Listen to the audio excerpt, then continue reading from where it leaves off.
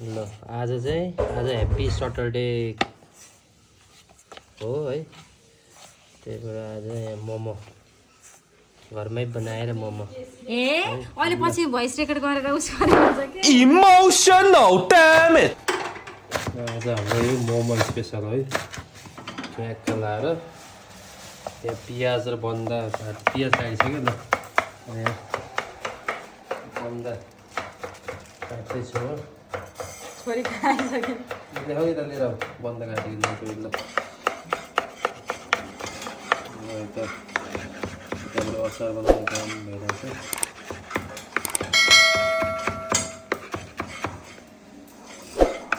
मिठो राखेको छोरी है।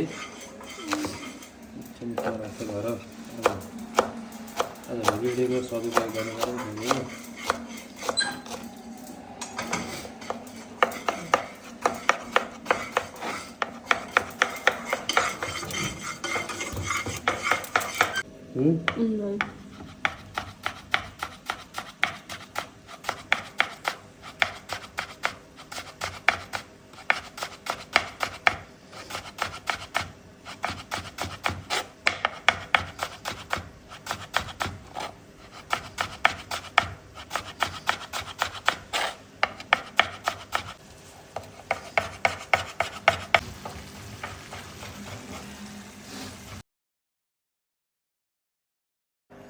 ल अब किमा अलमोस्ट रेडी हुन लागेको छ।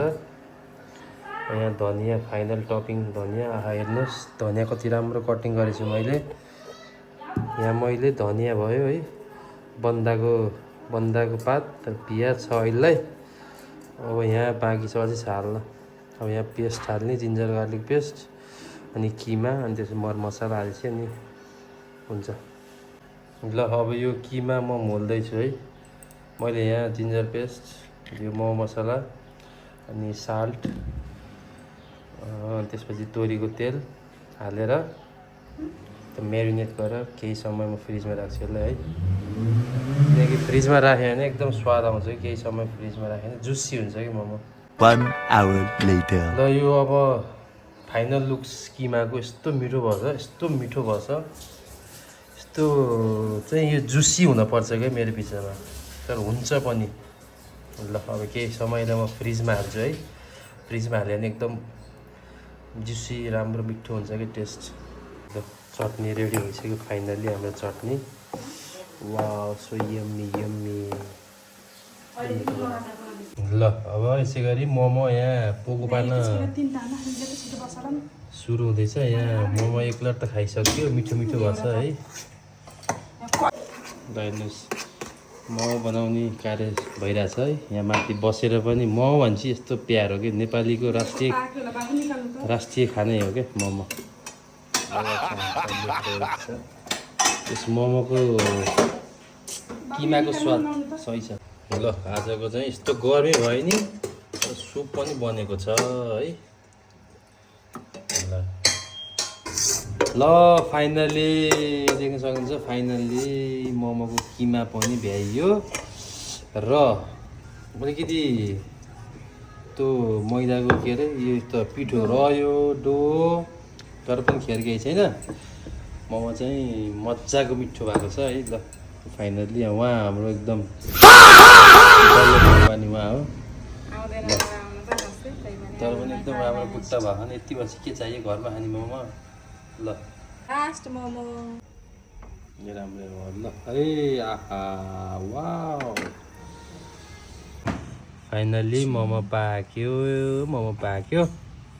मोमो खाने कार्यक्रम सुरु भयो यहाँ। ल आजको पोको पार्ने विशेष सेफ उहाँ हुनुहुन्छ। सेफ दिने भन्नु कस्तो पोको पार्ने हो र। जे भने नि कुरो मिलाएर हो। यता चाहिँ हामी अब अहिले हामी नि दर्शक हो। त्यो के भन्ने हामी नि काम त गरेको। ल ल होइन। ल अब चाहिँ मोमोको रिभ्यू। मोमो चाहिँ आजको शनिबारको दिन घरमै बनाएर खाइयो। तर मोमो इज अमेजिङ जुसी मैले भने जस्तै भयो, एम्मी भयो। ल अब यता छोरीको के छ है रिभ्यू मोमोको। के छ छोरी रिभ्यू? मिठो लाग्यो। ल यता छोरीलाई मिठो लाग्यो अरे। यता भाइ ल उठा बन्द गर यसो बन्द गर मोमो कस्तो लाग्यो भन यता पहिला ओ ल मिठो ल